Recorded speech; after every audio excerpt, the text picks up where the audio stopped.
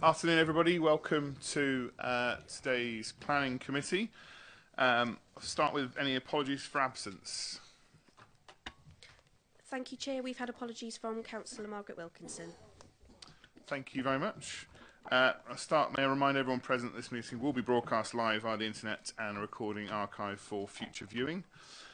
Move on to minutes of the last meeting. Just need to let the committee know administrative error has been identified under those present on page 1, and that Councillor Liz Burnett is not listed as being present, but she definitely was, I remember, and she remembers, and so does most people here.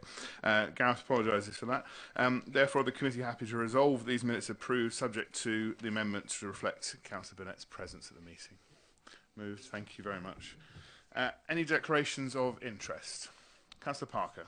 Yes, thank you, Chair. Two, I've got an application which is coming up under the appeals, and I think it's prudent for me to leave. That's 2016006234 on agenda 6. And as I have acted for Lanark Vineyard on 10, I'll be withdrawing for that. Thank you. We note your presence, and thank you. Any other any other declarations of interest in the room? No, thank you. Item 4, consider building regulation applications under delegated powers. Anyone to move those? Thank you. And similarly, item 5, planning applications determined under delegated powers. Move and note, thank you. And now move on to appeals.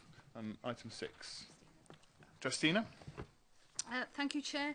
There are 4 decisions to report at this planning committee. I'll just briefly take you through them. The first at 10 Bridgeman Road, that was one that committee will remember in that it's already been to you twice. The last time was in respect of the appeal having been made and seeking your authority for our stance on that appeal. There were concerns about the design of the building, but those were later addressed, and so the only remaining issue on the site was the issue of 106 planning obligations in respect of affordable housing and public open space. It was unfortunate that the viability evidence that was submitted in support of the appeal wasn't before the planning officers when the application was determined, but the planning inspectorate allowed that information to be submitted with the appeal, and it was demonstrated that the scheme was not viable with the contributions, and we made representations in that respect.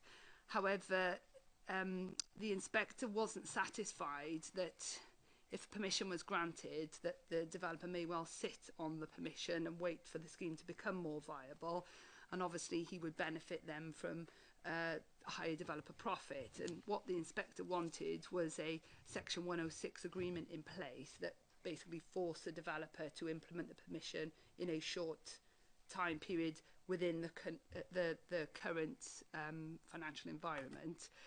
And that obviously wasn't submitted with the appeal, so the inspector decided to dismiss the appeal. So it's likely that we may see another application submitted for their site with the agreement to the 106 reflecting that.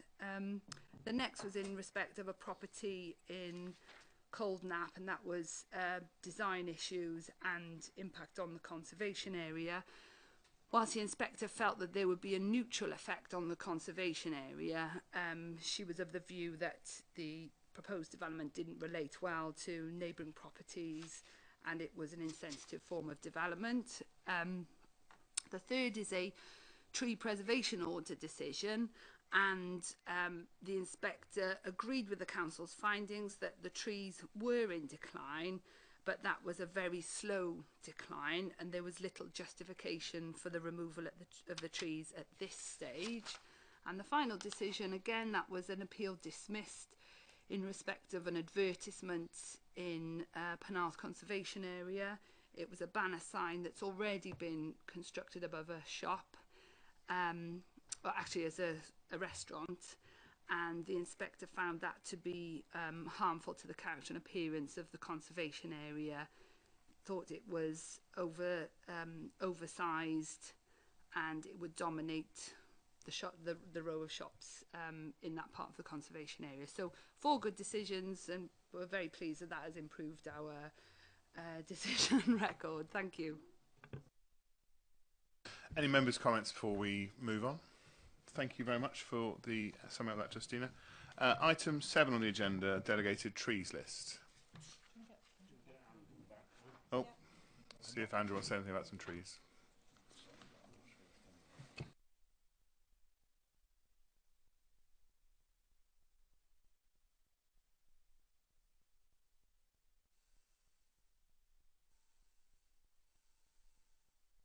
This is like the moment in The Sound of Music.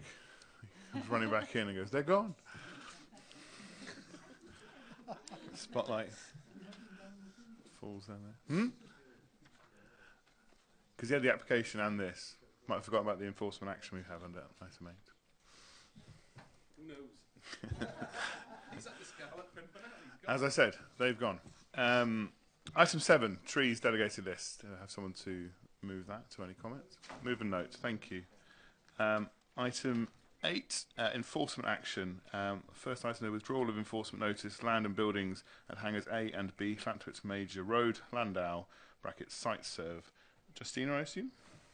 Thanks again. I'm sure the committee are well aware of the issues on this site. It's got a very complex planning history and a very complex history, full stop. Just to take you briefly through the current position, we obviously the use of the site commenced for a waste recycling operation for both hangar A and B without planning permission. Shortly after that, the commencement of that use, an application was submitted. Following our consideration of that, the application was refused and an enforcement notice was issued. An appeal was made against both the enforcement notice and the refusal of planning permission, and that was to be dealt with by way of a hearing. Before the hearing, and this was back earlier on last year, there was a devastating fire at the site and hangar B has been destroyed, and NRW's permit for the site has been partly suspended in relation to the operation of that part of the site. Following the fire, and on realisation that both the enforcement notice and the planning decision, the appeals that related to both of those were effectively redundant in view of the fire, an application was submitted to us just for the operation of hangar A, and that was on the basis of just a paper, plastic and cardboard recycling operation. We granted permission at committee for that in November last year, and with a number of conditions requiring details to be submitted. In light of that permission that the site is now operating in accordance with, albeit there is an issue with the discharge of some of the conditions, it seems appropriate to withdraw the enforcement notice with the hope that then obviously the appeal in respect of that enforcement notice will go away, and also the developer has given assurances that their planning application appeal will be withdrawn. As I explained, though both the enforcement notice and the planning permission, or the refusal of planning permission, related to the operation of the wider site, both buildings, and that was in respect of both a paper, cardboard and plastic recycling operation as well as a black bag operation. Now the permission they have is just for the cardboard, paper and plastic, and the black bag waste is taken elsewhere. Now that doesn't go to this site.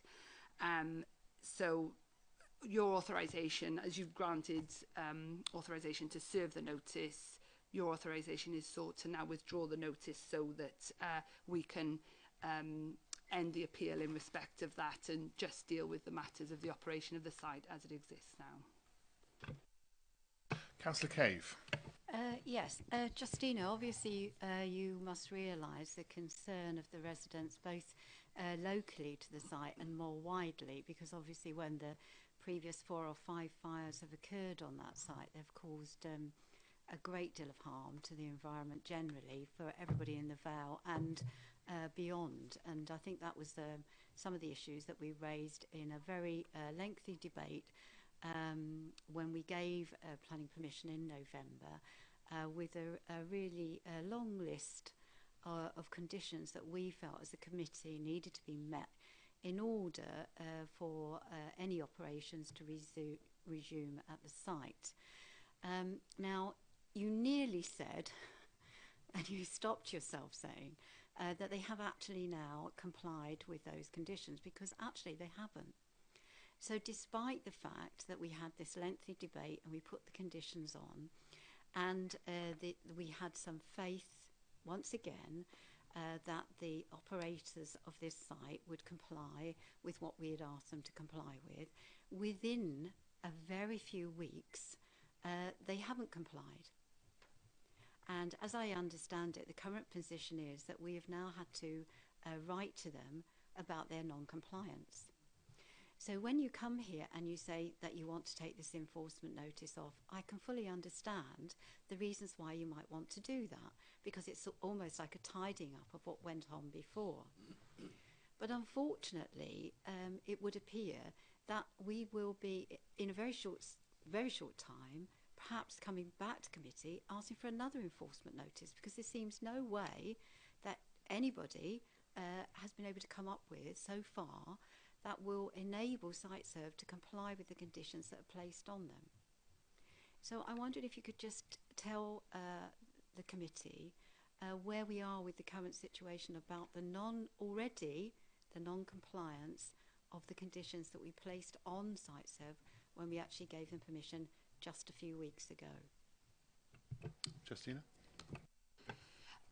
The permission was granted at the committee on the 2nd of November, so the decision notice was dated 2nd of November, and there are 4 conditions that require them to submit details of the fire mitigation and prevention plan, the acoustic fence adjoining the caravan site, site resurfacing, and then there was one other thing which I can't quite recall, but it was the most important of those 4 were the fire prevention and mitigation plan, and they're the ones that I'm most concerned about at the moment.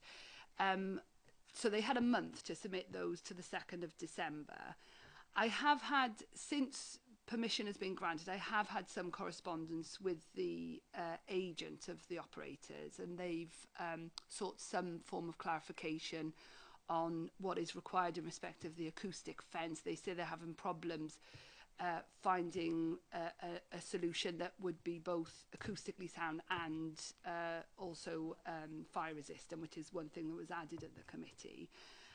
And with regard to the fire prevention mitigation plan, that has been submitted to NRW. And if you recall, it was what we were doing was making sure that through the planning system we could ensure that the fire prevention and mitigation works were in place, as well as that being done through NRW permit. Now, when that plan is submitted to us, and it has, I don't know why it hasn't been submitted to us if it's been submitted to NRW, but it would be NRW that we're reliant on for that to be approved, because it's something that they require through their permit, and it's important that they be satisfied. You know, obviously we'll consult the fire service as well, but I think that would kind of be doubling up on the consultation, as that's who NRW would be in touch with in respect of their approval of the plan. So I want to find out from the developer why that hasn't been submitted to us as well as NRW. I've unfortunately not been able to get hold of the officer in NRW today who's dealing with that. We've been liaising by email, and we have a liaison meeting coming up with them. We were trying to arrange that for next week, so hopefully it will be sometime later on next week. And I can find out from them what the current position is. So they want to get the fire prevention mitigation issue resolved, and obviously we want it resolved for the purposes of our planning permission. It's unfortunate they haven't dealt with that as soon as possible. I remember the agent sat there at the planning committee who would have made a note of the conditions of his permission and the additional requirements that the committee put on. But obviously I can't pursue formal action against them until there has been a breach of that condition, which obviously there has now. So what I've done is, whilst I'm in correspondence with them trying to seek a resolution to the breaches of the conditions, and that's the 4 conditions, I have also sought, or in the process of seeking authorisation to issue a breach of condition notice in respect of the 4 conditions.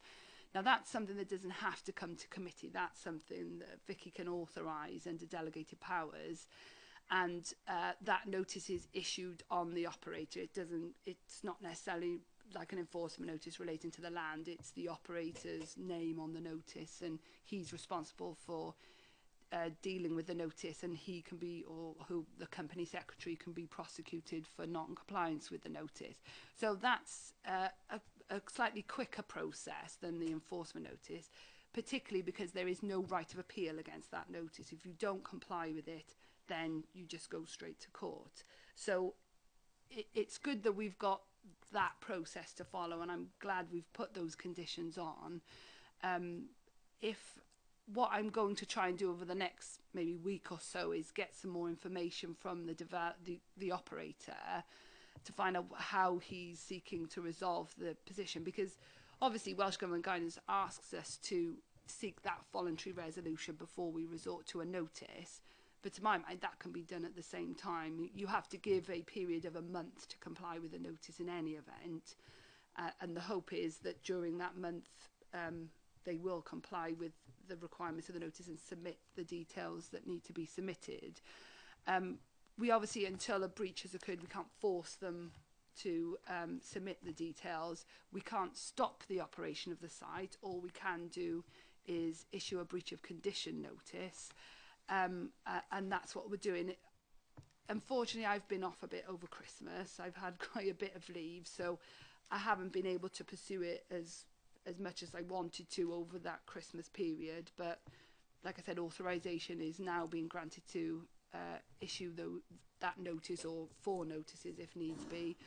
And all I can say is I'm on top of it, and I'll try and pursue it as quickly as we can. Councillor Bird first. Yeah, okay, Councillor Cave. Thank you. I hear everything you're saying, and obviously I know that there has been obviously some negotiation back and forth, whether it was with the agent that was here or whether it was with the site serve directly, because they've obviously given you some reassurance that they won't pursue it, if we take this enforcement notice or choose to do that today, that they then won't go to appeal, etc., etc. So there has been some communication. And it does seem to me that the organisation, Site Serve as an organisation, the agent, who they pay to work on their behalf, they seem much more interested in getting this enforcement notice rescinded, taken off, rather than complying with the things that were recently asked of them. And I wonder why. What would be the reason for that? So why are they so interested in having the enforcement notice removed and so uninterested in complying with the things that we ask them to do? Now, I know that may be a question that's difficult for you to answer, but in the meantime, this toing and froing and this activity that's going on at the moment, I was actually contacted 3 times over the Christmas holiday by the neighbours because they were operating over the Christmas holiday outside of the hours of work which we stipulated. So they were operating at 6:30 in the morning over the Christmas holiday. They had the doors open all the time. There's no proper fire protection plan in place, and there's nobody to contact, because it's certainly National Resources Wales aren't there, and certainly there's nobody in the planning department there.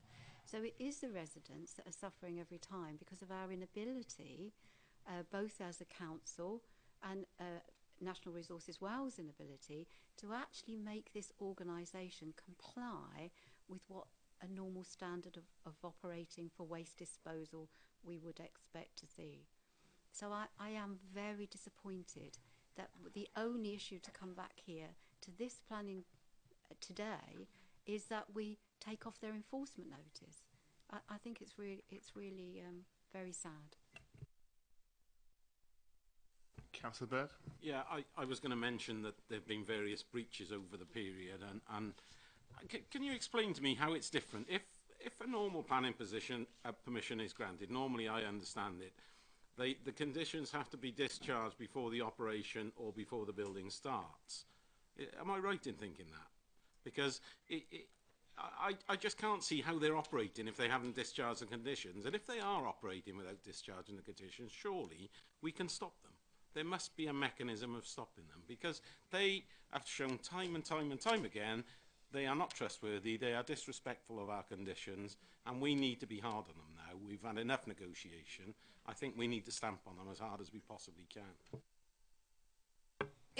The application as it was submitted was for the retention of the use of the site and continued operation. So on a normal development that you apply for planning permission before it goes ahead, then you can put these conditions on that say prior to you doing something you have to submit those details.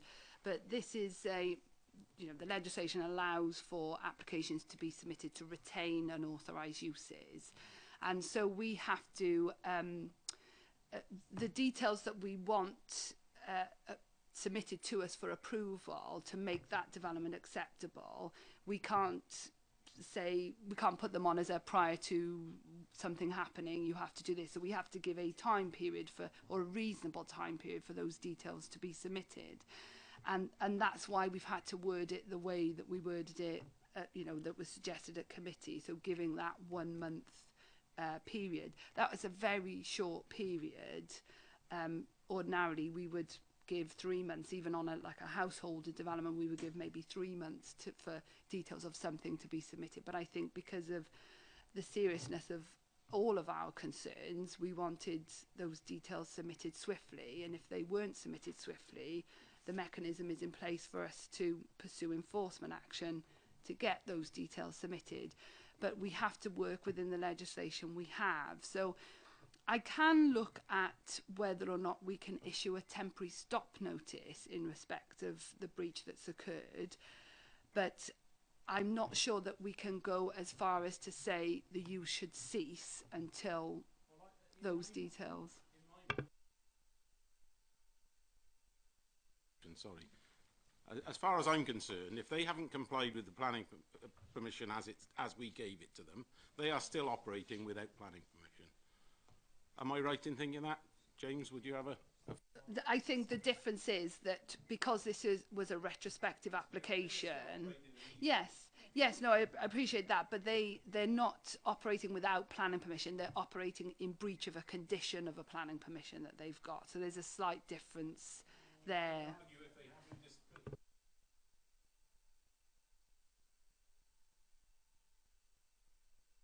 I just remind members to keep microphones on so people who are watching the stream can actually hear the debate. James? Yeah, no, I think as Justina said, the planning permission is there, but the conditions haven't been complied with. So it's, as Justina's saying, it's a breach of condition rather than a breach of planning. So it's a slightly different.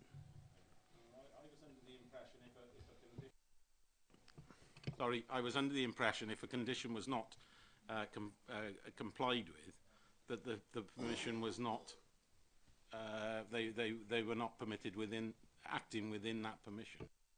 There are certain permissions and there are certain conditions that if you don't comply with them, you don't have planning permission.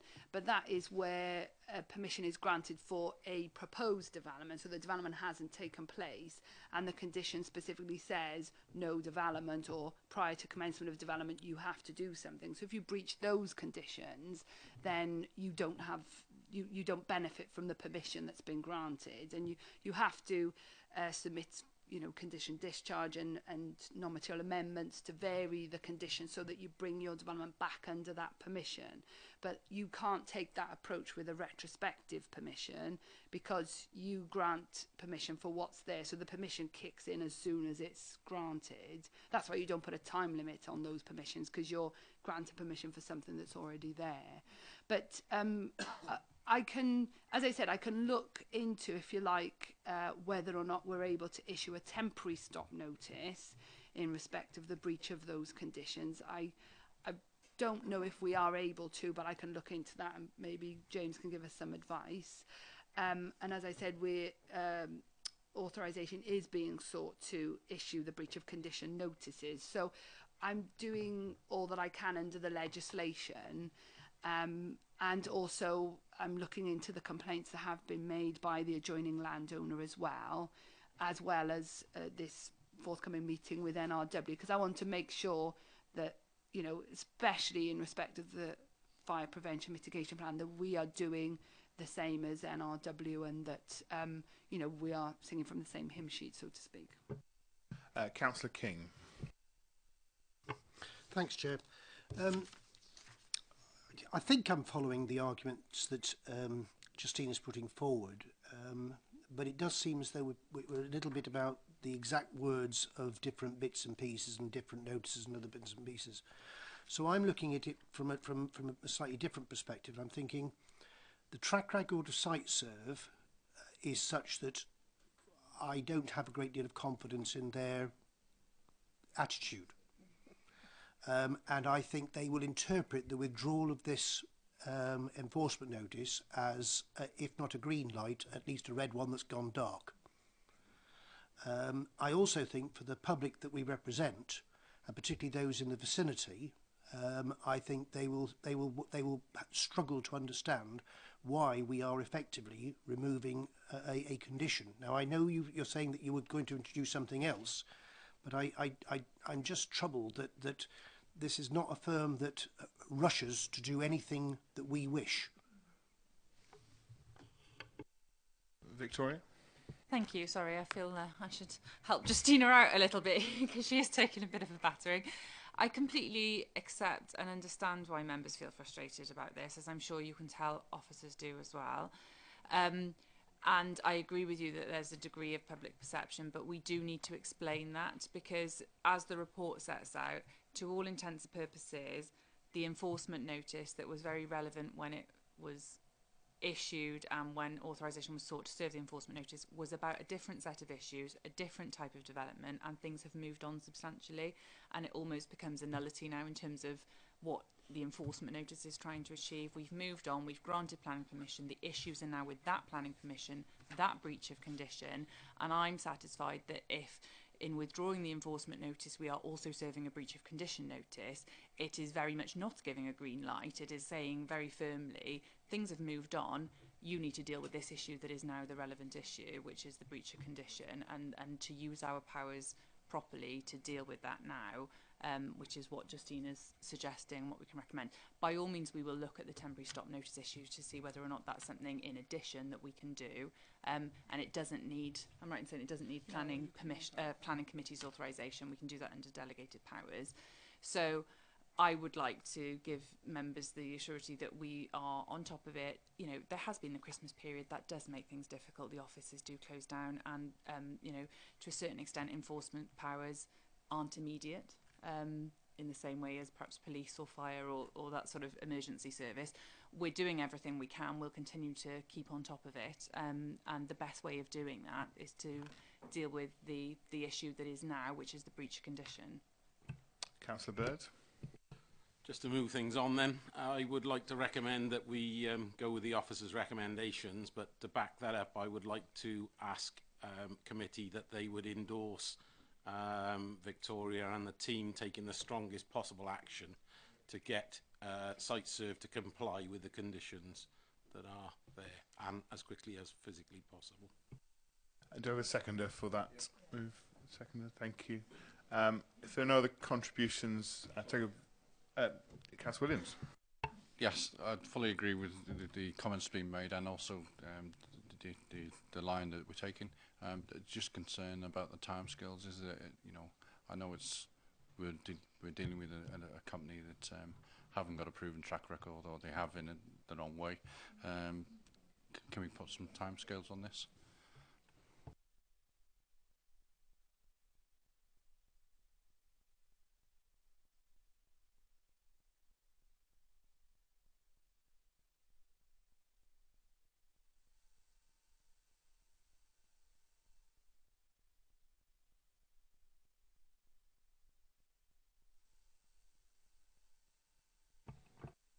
Justine, are you answering Councillor Sorry, Williams? yes.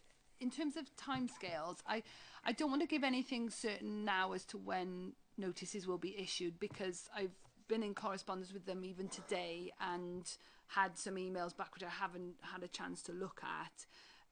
So I don't know what they say, and maybe the condition discharge application is imminent, albeit they'd have to submit a non-material amendment as well as the condition discharge. But what I can do is do a brief report to committee for the next committee. So the deadline for that is next Friday, but I could perhaps do a late item, just given the most up-to-date position before the next committee, if that's okay. And I can let you know about whether or not we are able to issue a temporary stop notice as well. I mean, certainly I'm happy if it's something which needs to come as an urgent item within the day of the meeting. I think we need to see the most up-to-date information, and certainly that was another point raised every minute, that the committee's keen to be kept up to date with all developments on this particular site. With the substantive motion in front of us, though, can I see all those in favour of the motion in front of us? All those against, and any abstentions? Two abstentions there. Thank you very much. That does pass with officer recommendations. Moving on to planning applications, part of the agenda. Planning application 2016/01501/FUL Llanarch Vineyard in Hensall. Victoria? Thank you, Chair. Members will be relatively familiar with this site. We've dealt with quite a lot of planning applications and enforcement related matters on this site.